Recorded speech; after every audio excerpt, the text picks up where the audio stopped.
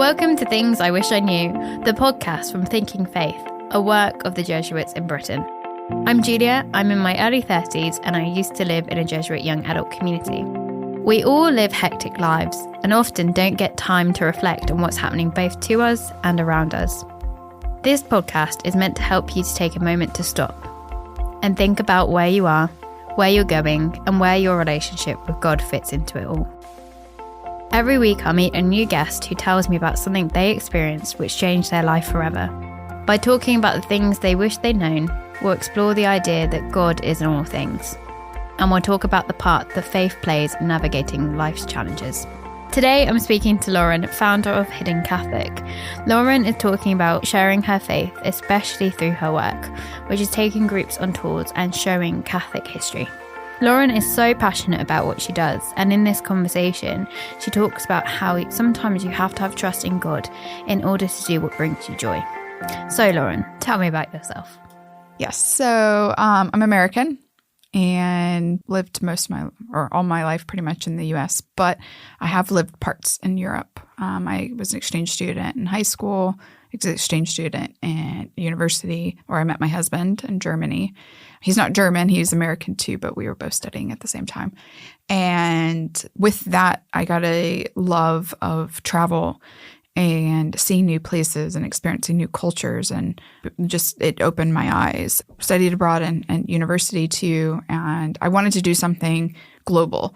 I thought I was going to either work for the UN or the State Department in the US. Instead, my life took a completely different path, and married my then boyfriend, who's now my husband, and kind of followed him around everywhere with his job. He was already in Atlanta, so I went to Atlanta, and then we got engaged while we were in Chicago. And then after we were married, he got a job offer in Seattle, and I moved to Seattle.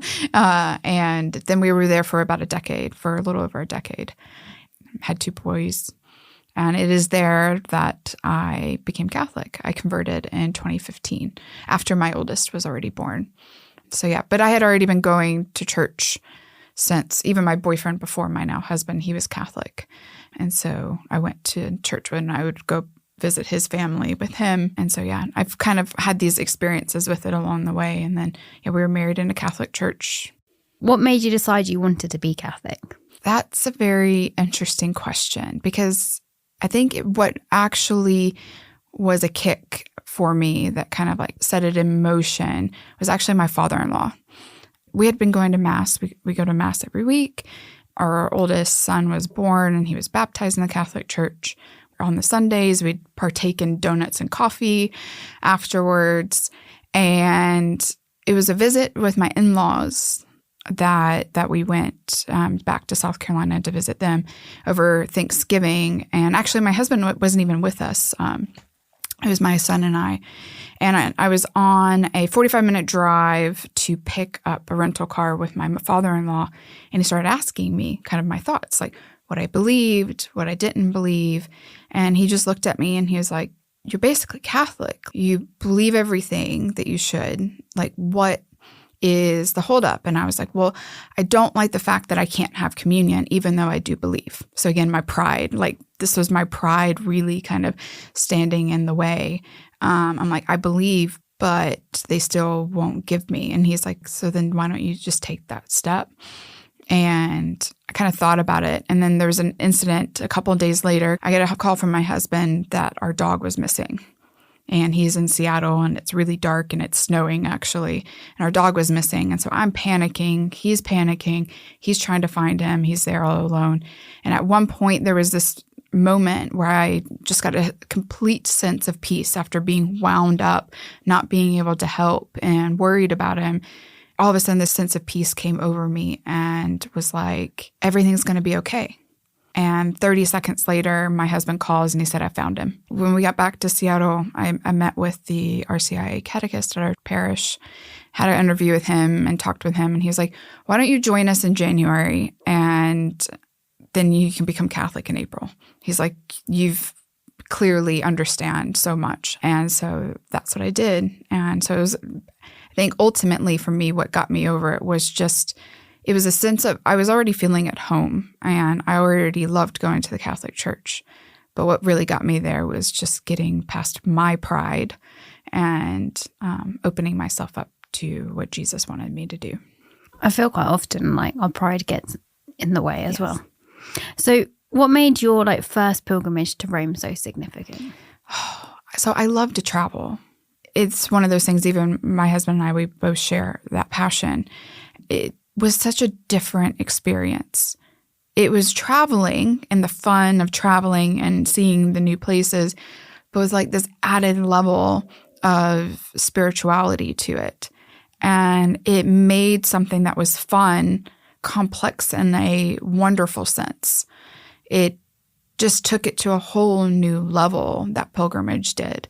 Seeing some of the Eucharistic miracles that you can see in Lanciano and even in Assisi, and seeing St. Catherine of Assisi's head, at the church in Siena, those type of things was just amazing, because you can go as a tourist and go see them, but something was different about it.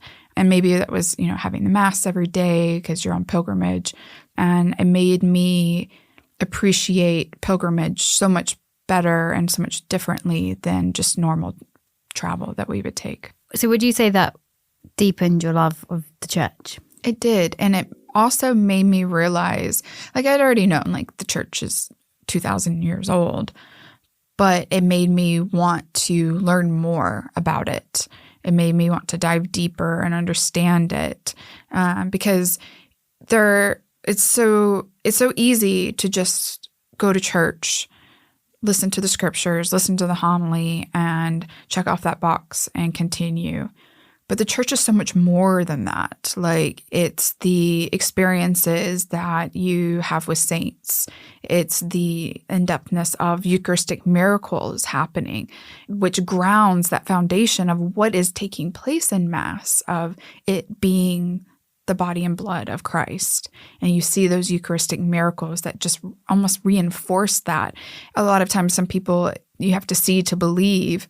Well, here's your sight. And so even if you already believe, then seeing kind of just adds that more in-depthness and that more profound sense of spirituality to it. And so I think those type of things kind of help with that. So when you came back, how did you use that experience to share about your faith? I had already been doing that, but kind of with friends at work and stuff. Even when I became Catholic, I already started talking about being Catholic. And I wasn't shy about it. If anybody asked, and sometimes even volunteered it, people would be like, "Oh, what did you do on the weekend?" I'm like, "Oh, I went to Mass," as part of the list of things that we did. So I never shied away from it. And if people asked, I said I was Catholic. And it came down to having conversations. There's a really good friend of mine that we were on the same team at work together. And she had a Christian background, but didn't really necessarily align with that anymore. So we would have coffee breaks that would last sometimes half an hour, 45 minutes, and talk through kind of our beliefs and why we believed. But it was a open conversation. We would ask questions, but questions not on trying to poke holes, but questions on more of curiosity. We would touch on even subjects of abortion and pro-life, and we were on opposite sides of it, but we had just really good conversations. And it was never, we always walked away with a hug, and it was never a sense of being angry. And so that gave me comfort. And also being able to answer some of her questions also gave me the confidence too. And so I think that's kind of where a lot of it started. And then once I became involved in the parish, I was on the parish council in Seattle, and I would openly talk about it. I'd even write it for my promotions at work, because the big thing sometimes in promotions, it was also, how are you giving back to the community, whether that was within the company or outside of the company. And being a leader at the church on the parish council was one of those. So I put that in, and I would talk about it. And so it was never about oh, you should believe. it was always, well, this is what I believe and this is what I do and this is why it's important to me, and have those kind of conversations so that people got to know who I am and I could get to know who other people are.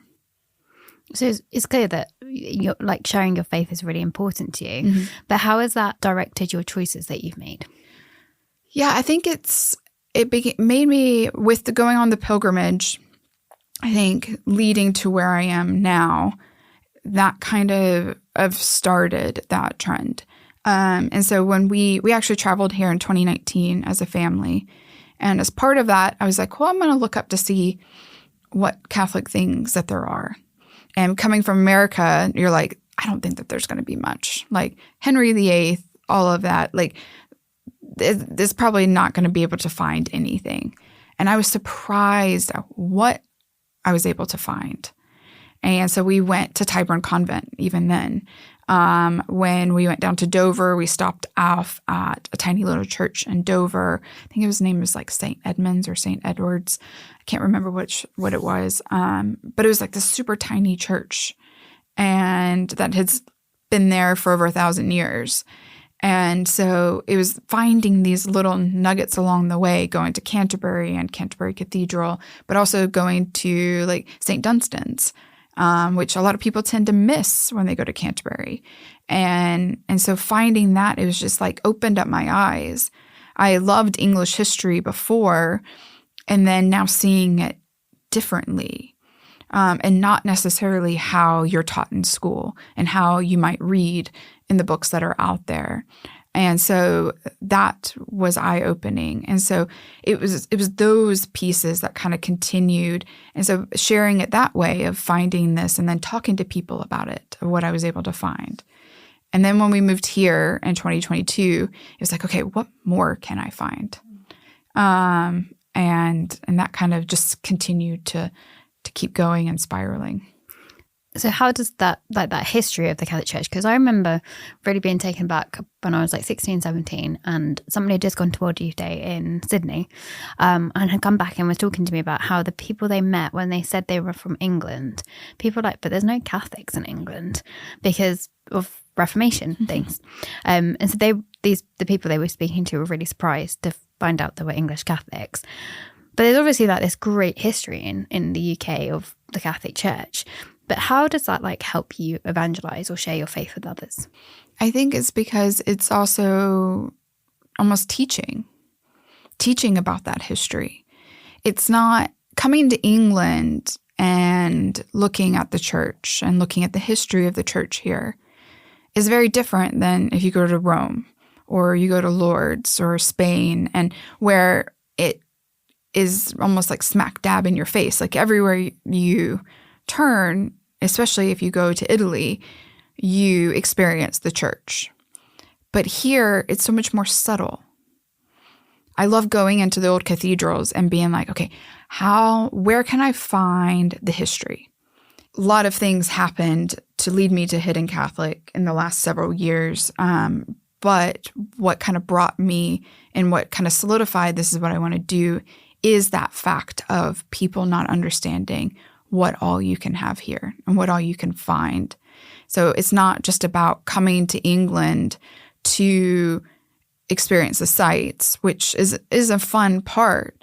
But if you're Catholic, you can come experience those sites and then see some really rich history that didn't break, that did continue, whether it was underground, but it did continue. And it is growing and it is strong now today. And so let's go find those places. And that's for me now it's my way of still showcasing my faith and talking about it. But I talk about it through the lens of history and the stories of the people. So you've touched on a couple of times about Hidden Catholic. So tell us more about it. Yes. So Hidden Catholic is my tour company.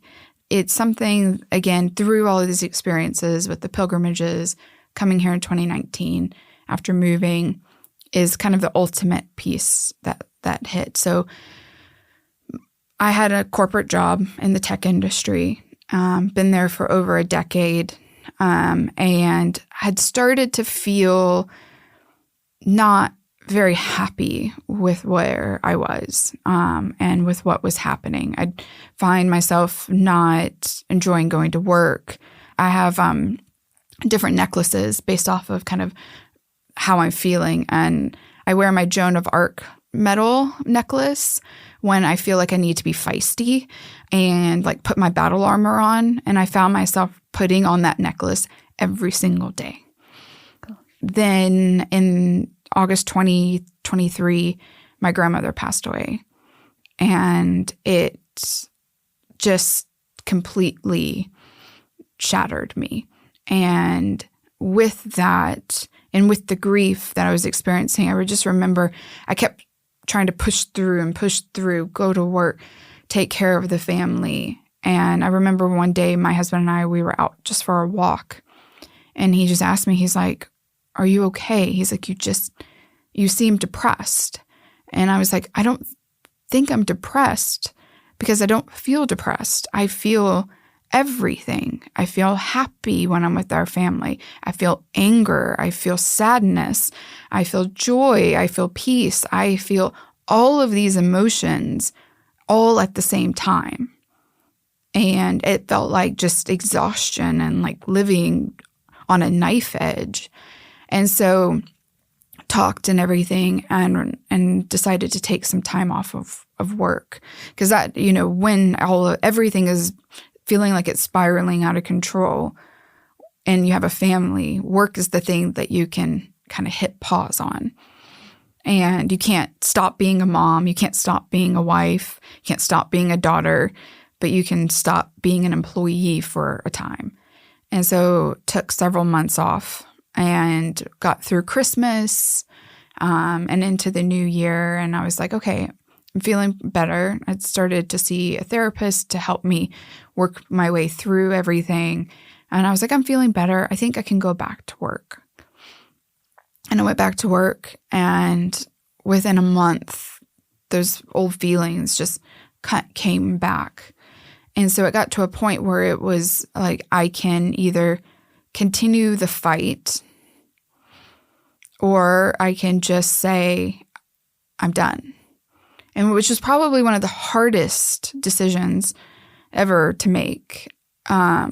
Because knowing by saying I'm done, there is a risk, from a family perspective, the financial security that I was bringing in and helping with the family and contributing to.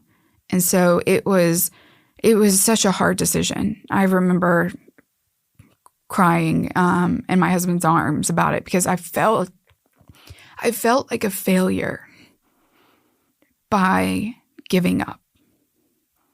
And so took some time. So I left. And around that time, actually, that I left, it was probably a godsend that my mother-in-law and our niece were coming over to visit. And it was our niece, my husband's goddaughter, and also our niece. And she had just turned 16 earlier in the year. She had gone through confirmation. And so it was kind of like a confirmation 16th birthday, bring her over. We traveled around and I was showing them some of the places, taking them to St. Etheldrada's, went to Westminster Abbey and Tyburn Convent. And my mother-in-law just was like, this is what you should do. She's like, you seem like the way you tell the stories is so engaging. You can really tell that you enjoy it and love it. So this is what you should do. And so it kind of like stuck in my brain. And so, formed the company. And then last January, so January 2025, is when I had my first tour. Where did you go? We did the Saints and Martyrs tour. So we do Charterhouse, St. Etheldreda, St. Bart's, around that area of St. Paul's and Farringdon. Because the big question was it a viable plan? Do people want to see Catholic places in England? Because it's not the first thing you think of. Going to Rome, you know what you're going to get. Like you can't, I don't think, kick a stone without hitting a church. That's true. And so here it's a different level. And so if you've been to Rome, if you've been to these places and you've had that kind of experience, coming to England's a different experience. And now, a year later, I mean, I love taking people on tours and them coming out of it and being like, wow, I had no idea. And that's one of the best things that I love to hear. I'm imagining that decision to set this company up was a big trust in God, that this was like the right path. Yes. Has there ever been times where you've like, is this the right choice? Is this the right decision for you and your family as well? I have these conversations with my husband a lot because I constantly second guess, especially early on, kind of that first 6 months going even into last summer of having these senses of like guilt, having lots of guilt. My husband is working his butt off to support our family while I build my dream, and then taking care of the kids and making sure that they're, living their lives and able to grow in the way that we want them to. And we love to travel as a family. And so it was kind of like, we have to kind of watch that now. And so it was those type of things. And so I feel quite a bit of guilt creep in quite often. But then my husband one time, he was just like, don't feel guilty? Because now, yes, things are different from a financial standpoint, but like you're contributing to the family now in a different way. And in a way that has made it better for our family. You are now picking the boys up from school. Whereas when we first moved here, we got a nanny because both of us were having meetings late. And so now I'm the one picking my kids up from school. I'm getting dinner on the table, which was not always the case when both of us were working. The number of times we were Deliverooing things because it just made it easy. After, you're in meetings until 6:30, the last thing you want is to go into the kitchen and cook something. So now it's like cooking dinner and helping the kids through homework and kind of being that support there for them and as a family. And so just kind of keep reminding myself of that along the lines of also, reaching this dream and loving every single day I go to work. It's not work. It's just so much fun. So how do you see God moving in your story? Yeah, it comes in different ways. I think probably the one in which that is really that confidence boost feel is we'll be at Mass, and there are a couple of things. One, there's been times where I pray at Mass and I get this like tingling sensation all over my body, and I feel as if like Mary is there or Jesus is there with their hand on me. And I find myself also too because of having the guilt that creeps in quite often, we'll be at Mass, and after going up for communion and partaking in the Eucharist, coming back down and kneeling, and oftentimes after, the initial parts of thanking him and, giving up my graces to be delivered, asking for forgiveness, it was also am I still doing what you want me to do? Am I still heading in the right direction? Is this where you still see me being? Guide me, show me where I need to go. Am I still following in those footsteps? Whenever this happens, within a week or two of doing it, I've noticed all of a sudden I'll wake up one morning and there'll be 3 requests for a tour. And so then I'm like, okay, thank you. Okay, I'm still on the track that you want me to be on. And so, yeah. I think we all need that reassurance. And especially when you've made like such a big decision to leave your job and start something new, I think that makes sense that you need that reassurance from God that you are on the right path as well. I was thinking earlier about when you were saying about sharing your faith with when you were in the tech world originally, and you were always, when people ask you about your weekend, you'd say you'd go to Mass. And I have had like the situation where I've worked in Catholic or Christian organisations, so I've never been in that like more secular way of working, but I have quite a lot of friends who are, and they always say to me that they often quite struggle to come like have those conversations with people. Mm-hmm. So do you have any advice or like suggestions of how they can start those conversations of sharing their faith? That's a really good question. I would say start small and start with those maybe that maybe don't share the same beliefs as you, but you feel comfortable with, and opening up to them first. And then I think that ends up giving you the confidence to start doing it more. And again, and starting small can be just saying, I went to Mass, or I went to Eucharistic adoration. And then that in itself can sometimes open up questions of them being like, oh, like Eucharistic adoration, like nobody else really does that, right? And that leads to, oh, maybe well, what's that? And then you can talk about it. And so those, even just some of those simple phrases can open into deeper conversations.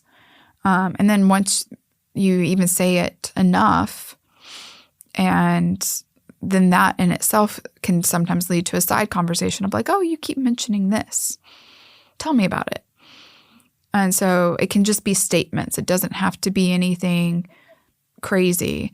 Or if you like to go to daily Mass and you're at work and someone's like, oh, how was your lunch hour? You can be like, well, I went to daily Mass at this church. Let me tell you about the history of this church. And it's those side aspects, I think, that kind of, it's not a talking necessarily about your faith, but it is talking about the faith as a whole when you're talking either about history or an aspect in which that you're participating in for it. So I'd just say maybe start small. So what do you wish you knew about sharing your faith? I wish I knew not to be scared to share my story, because everybody has a story. And I think if you find ways of opening up your story, then others share theirs, because they're also scared of sharing their story. I've had a bumpy road when it comes to my relationship with God and Jesus along the way of my life, and things in which that I'm still to this day trying to reconcile and work through. But I also realized through my conversations, everybody else has those moments as well. So I think it's finding the courage to find the right moments. It's not like just blurting it out randomly, but finding the right moments and the right people to start that conversation with. And it leads to strong friendships, stronger relationships. Now, those friendships, like that colleague of mine that I would have these conversations, we still don't see eye to eye on things. But I think our friendship is stronger because of it, because of those conversations that we had. We were actually just talking recently within the last 6 months, because she's kind of now going almost through a similar crisis in a sense of like work wise, of like, do I lean in and continue the fight, or do I take a pause? And she's had her own struggles that are very different to mine, but ultimately leading to similar places. And so like we still are now almost, actually it has been 10 years now. Now that I think about it, it has been 10 years. We've been friends. And I think our friendship has lasted because of those coffee break conversations of talking about how we're not similar, but also at the same time, finding that common ground in our own experiences. So what are you most grateful for? Life, my family, my friends, those with me on this journey, my clients that also, in a way, give me a sense of going down this path. I try to find something that I'm grateful for every day. I think in terms of most grateful would be the life that Jesus has given me, the life that he's given my family, and the way that he continues to support us And then, I would say my boys, my husband and my 2 boys, I don't know where I would be without them.